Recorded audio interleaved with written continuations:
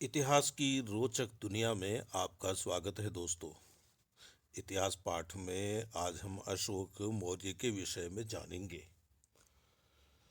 मेरे पास जो किताब है उसका नाम है प्राचीन भारत का राजनीतिक तथा सांस्कृतिक इतिहास, जिसे लिखा है प्रोफेसर विमल चंद्र पांडेय ने। मित्रों, अशोक मौर्य के सिलसिले में अब तक हम 8 बार मिल चुके हैं और आज 9वीं बार मिल रहे हैं। पिछले अंक में हम यह जान रहे थे कि अशोक ने विदेशों में बौद्ध धर्म का प्रचार किस तरह किया।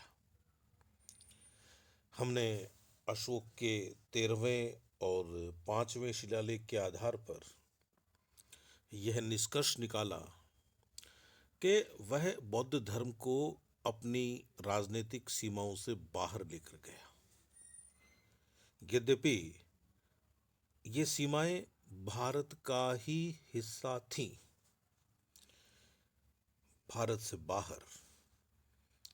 से बाहर उसके प्रचारक यूनानी राज्यों में गए। कुछ यूनानी राजाओं के नाम मैं बोल रहा हूँ। अंतियोग था सीरिया का राजा, जिसे एंटीओकस भी कहा जाता है। तुर्माय मिस्र नरेश टालमी द्वितीय फिलाडेल्फस था। अंतेकिन मेसिडोनिया नरेश एंटीगोनस था। मग जो नाम मिलता है वह है सेरीन के मैगस का। अलिक सुंदर का समीकरण कुछ विद्वान एरिस के एलेक्जेंडर के साथ करते हैं और कुछ विद्वान कोरिंथ के एलेक्जेंडर के साथ करते हैं। इन विदेशी राज्यों के अतिरिक्त कुछ ऐसे भी राज्य थे जहां अशोक के दूत नहीं गए, लेकिन वहां के निवासी अशोक के धर्म संदेशों को सुनकर उनका पालन करने लगे थे। ये देश ब्रह्मा और चीन रहे होंगे।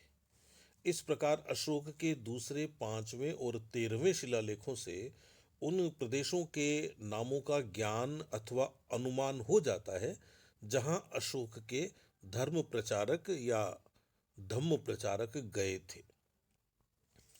लेकिन रीस डेविड्स ने कुछ अलग ही बात कही है।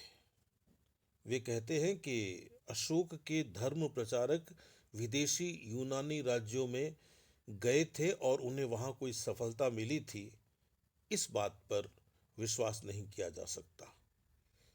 वे कहते हैं कि यह कहना असंभव है कि इस धम्म विजय में कितना अंश राजकीय प्रलाप से परिपूर्ण है।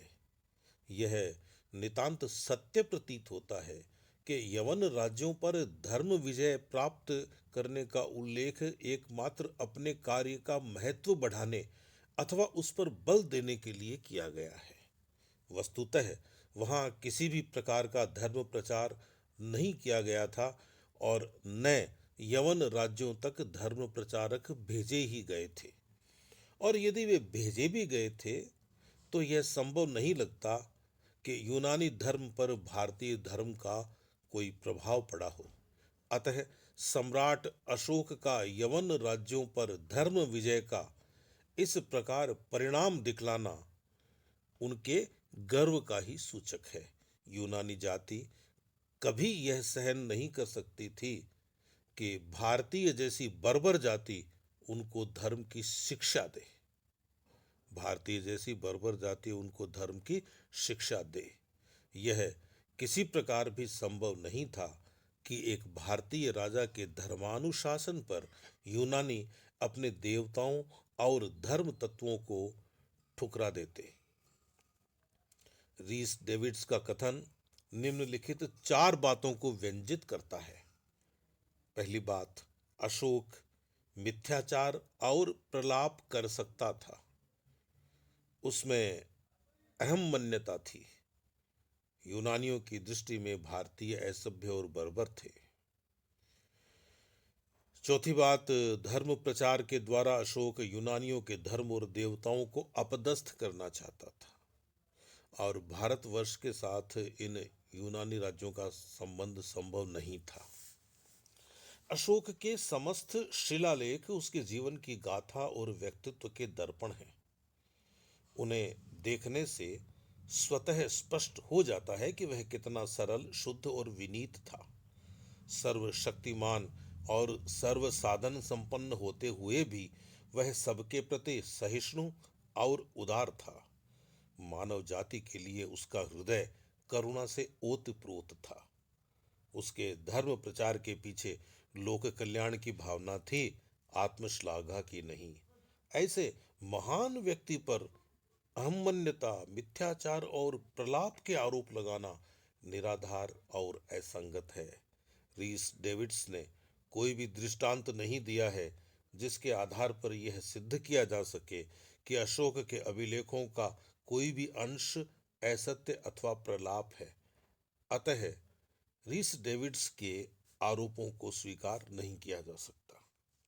मित्रों, मैं आपको एक बात बता दूं कि रीस डेविड्स जहां बहुत बढ़कर बोल रहे हैं, वे भारतीयों को बर्बर बर्बर कह रहे हैं, बर्बर जाति बता रहे हैं, वहीं जो अन्य लेखक हैं वे यह कहकर कि अशोक महान व्यक्ति था और उसका हृदय करुणा से ओतप्रोत था, वे भी गलती करते हैं।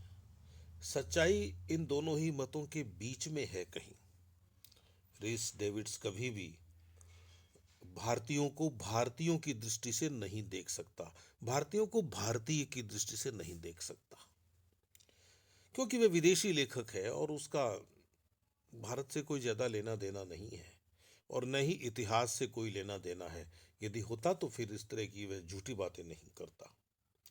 वह संदेह कर सकता है, वह यह कह सकता है कि इस संबंध में हमें बहुत ज्यादा प्रमाण नहीं मिले हैं कि अशोक के जो धर्म प्रचारक थे वे यूनान तक गए थे या बहुत दूर तक गए थे, लेकिन वह यह नहीं कह सकता कि भारतीय असभ्य थे, भारतीय बर्बर थे, अथो अशोक मिथ्याचार कर सकता था, प्रलाप कर सकता था। इस तरह की बातें नहीं कहनी चाहिए। और दूसरी ओर उसे हम भारतीय भी यदि उसे एक राजा होते हुए संत मानने लगेंगे तो हम भी गलती करेंगे। वह राजा था और राजा ही था, और एक राजा अपनी प्रशंसा में, अपनी तारीफ में कोई कमी क्यों रखेगा? अपनी तारीफ को अंकित करवाने में, अपनी प्रशंसा को अंकित करवाने में वह कमी क्यों रखेगा? तो हमें सत्य को कहीं बीच में तलाशना चाहिए। यह निश्चित है कि किसी समय यूनानी अपने संसार में सबसे अधिक सभ्य और सुसंस्कृत समझे जाते थे और वे दूसरे देशों के लोगों को स्वयं से हीन समझते थे। लेकिन सिकंदर के आक्रमण के पश्चात जैसे जैसे यूनानियों का भारतीयों के साथ संपर्क बढ़ता गया, वैसे वैसे उनकी भारतीयों के प्रति धारणा बदलती चली गई। उनको यह समझ में आ गया कि भारतीय भी ज्ञान और दर्शन की दृष्टि से बहुत आगे हैं। वे भारत की सभ्यता और संस्कृति का आदर भी करने लगे। रीस डेविड्स का यह अनुमान कि अशोककालीन भारतीयों को भी यूनानी बर्बर समझते थे नितांत असत्य है, मैं कह चुका हूँ। मेगास्थनीज आदि मौर्यकालीन यूनानी लेखकों के विवरणों से प्रकट होता है कि यूनानियों की दृष्टि में भारतीय संस्कृति का विशेष महत्व था। अशोक के धर्म के संबंध में हम ये कह सकते हैं कि उसका उद्देश्य यह कतई नहीं था कि वह यूनानी देवताओं को अपदस्थ करते। इतना इतना मूर्ख नहीं था अशोक कि वह यह मान ले कि उसके कहने से यूनानी अपने देवताओं को मानना बंद कर देंगे। विदेशी अशोक की धार्मिक सहिष्णुता से अपरिचित नहीं रहे होंगे। वस्तुतः अशोक के धर्म प्रचारकों ने उन्हें भली भांति समझा दिया था कि अशोक का धर्म प्रचार उनकी सत्ता अथवा धर्म भावना पर आघात करने के लिए या उसमें हस्तक्षेप करने के लिए नहीं है। मित्रों, क्या होता है कि अशोक जैसे चतुर, अशोक जैसे समझदार राजा बहुत कम होते हैं। अशोक जानता था कि मेरी पहुंच कहां तक है, मेरी सीमा क्या है। उस पहुंच से और उस सीमा से बाहर जाकर अशोक यह कभी नहीं कर सकता था कि विभिन्न राज्यों पर जो भारत की सीमा से बाहर हैं अपना अधिकार जमाने का विचार करे। नहीं कर सकता था वह ऐसा। तो ये तो एक सामान्य सी बात है कि बहुत सारे राजा अपने दूतों को दूसरे देशों में भेजते आए हैं और अपनी बात पहुंचाते आए हैं। तो अशोक ने भी निश्चित रूप से दूत भेजे हैं, इसमें कोई संदेह नहीं है। उन दूतों का वहां प्रभाव क्या रहा, उन दूतों के कहने से कितने लोगों ने बौद्ध धर्म को स्वीकार किया, यह एक अलग प्रश्न है। तो रीस डेविड्स के कथन का खंडन करते हुए राय चौधरी कहते हैं कि फिलिंडर्स पेत्री के साक्ष्य से प्रकट होता है कि मिस्र नरेश टालमी के शासनकाल में उसके राज्य में बौद्ध धर्मावलंबी विद्यमान थे जो बौद्ध पर्व आदि मनाते थे। इसकी पुष्टि मेम्फिस से प्राप्त भारतीय मूर्तियां भी हैं। हाँ, ऐसा हो सकता है कोई भी राजा अपने दरबार में ऐसे लोगों को स्थान दे सकता है जो दूसरे देश से आए हों और अपने धर्म का प्रचार करने आए हों, अपनी बात कहने आया हो, यह संभव है। लेकिन पूरी जनता ही बौद्ध हो गई थी, यह संभव नहीं है। स्टीन को हेलमंड में एक बौद्ध विहार के अवशेष प्राप्त हुए हैं। अल बरूनी लिखता है कि बौद्ध खुरासान, ईरान, इराक और सीरिया तक बसे थे। वेनसांग ने भी ईरान में बौद्ध विहारों का उल्लेख किया है। ईसाई और बौद्ध धर्म में अनेक समानताएं मिलती हैं तथा भिक्षुओं का अविवाहित जीवन एवं ब्रह्मचारी का जीवन, अनेक उपवास, अपने पापों की स्वीकारोक्ति, माला पहनना आदि। यानी वेनसांग ने ईरान में बौद्ध विहारों का उल्लेख किया है। ईसाई और बौद्ध धर्म में अनेक समानताएं मिलती है, यथा भिक्षुओं का अविवाहित एवं ब्रह्मचारी रहना, उपवास करना, अपने पापों को स्वीकार करना, माला पहनना आदि। ईसाई धर्म तो बहुत बाद में आया है, बहुत बाद में आया है, लेकिन इतिहासकारों का अनुमान है कि ईसाई धर्म पर भी बौद्ध प्रभाव रहा होगा। मित्रों, वैसे तो यदि आप दुनिया के सारे धर्मों को एक साथ रखकर देखेंगे तो जो मानवीय मूल्य हैं वे सभी धर्मों में विद्यमान हैं। इस आधार पर यदि कोई समानता स्थापित करने लग जाए तो फिर कोई उपाय नहीं है दूसरा। फिर उनकी बातों को या तो मान लो फिर या उनकी बातों को छोड़ दो। छोड़ना ही उचित है। तो यह अनुमान किया जा सकता है कि पश्चिमी एशिया में बौद्ध धर्म का प्रवेश अशोक के धर्म प्रचार के परिणाम स्वरूप हुआ। इसमें कोई संदेह नहीं है कि अशोक बौद्ध धर्म को न केवल अपने राज्य की सीमाओं से बल्कि भारत की सीमाओं से भी बाहर लेकर गया और बड़ी विनम्रता से लेकर गया, बड़े तरीके से लेकर गया, सलीके से लेकर गया। जहाँ तक साहित्यिक साक्ष्यों की बात है, बौद्ध साहित्य से भी सिद्ध होता है कि अशोक ने धर्म प्रचार के लिए अपने लोगों को भेजा था। महावंश का कथन है कि अशोक ने अपने अभिषेक के 17वें वर्ष में पाटलिपुत्र में बौद्ध धर्म की तीसरी महासंगीति की।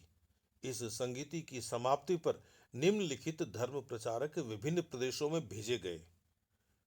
यहाँ जो लिखे हुए हैं मैं बता रहा हूँ। मज्जंतिक को कश्मीर में भेजा गया, मैसूर और गंधार राज्य लिखा हुआ है। महादेव को महिष मंडल भेजा गया मैसूर में। महारक्षित को यवन राज्य में, धर्मरक्षित को अपरांत यानी पश्चिमी भारत में, मध्यम को हिमालय प्रदेश में, महाधर्मरक्षित को महाराष्ट्र में, रक्षित को बनवासी में उत्तरी कनारा का क्षेत्र, सोन और उत्तरा को स्वर्ण भूमि में, महेंद्र को श्रीलंका में, दीपवंश और सामंत पासादिका में भी थोड़े बहुत हेर फेर के साथ ये सूची मिलती है। सांची के 2 नंबर स्तूप में एक अवशेष संपुट है, रेलिक कैस्केट। इस पर 10 धर्म प्रचारकों के नाम लिखे हुए हैं। इनमें से अनेक नाम महावंश, दीपवंश और समंत पासादिका के नामों से मिलते हैं। अशोक का समकालीन लंका नरेश था देवानाम प्रियतिष्य। महावंश का कथन है कि यद्यपि यह राजा देवानाम प्रियतिष्य और धम्मशोक परस्पर परिचित नहीं थे, दोनों अपना अशोक और श्रीलंका का देवानाम्पियतिष्य। और वैसे देखा जाए तो दोनों ही अपने, क्योंकि भारत का विस्तार बहुत दूर तक था। इतने बड़े देश में राजाओं की संख्या तो ज़्यादा होगी ही, इसमें कोई संदेह नहीं है। तो ये दोनों राजा तिस्स और अशोक परस्पर परिचित नहीं थे, लेकिन बाद में इनमें मित्रता हो गई।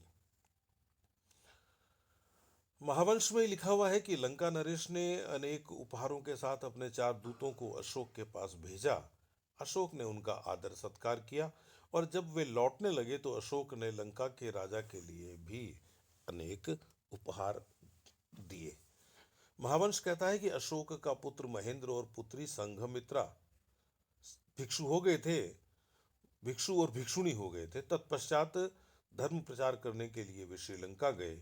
महावंश के कथनानुसार इन दोनों ने लंका के राजा तथा उसके 40,000 साथियों को बौद्ध बना दिया। लंका में बौद्ध धर्म के प्रचार का उल्लेख अशोक के अभिलेखों में मिलता है। दूसरे और 13वें अभिलेखों से पता चलता है कि अशोक ने अपने धर्म प्रचारक ताम्रपर्णी, ताम्रपर्णी का मतलब श्रीलंका में भेजे थे, और वहाँ उन्होंने चिकित्सालय, कुएं, सड़कें आदि भी बनवाई थी। अशोक के शिलालेखों में महेंद्र और संघमित्रा का नाम नहीं मिलता है मित्रों, परंतु इसमें कोई आश्चर्य की बात नहीं है। अशोक ने अपने अभिलेखों में किसी भी धर्म प्रचारक का नाम नहीं लिखा है। तो मित्रों, यह बात थी अशोक के धम्म प्रचार की या धर्म प्रचार की। अगले अंक में हम ये जानने की कोशिश करेंगे कि अशोक का धर्म कैसा धर्म था। क्या उसका धर्म वैसा धर्म था जैसा महात्मा बुद्ध चलाकर गए थे। अगले अंक में हम मिलें, तब तक के लिए अपने इस मित्र को आप अनुमति दीजिए। नमस्कार।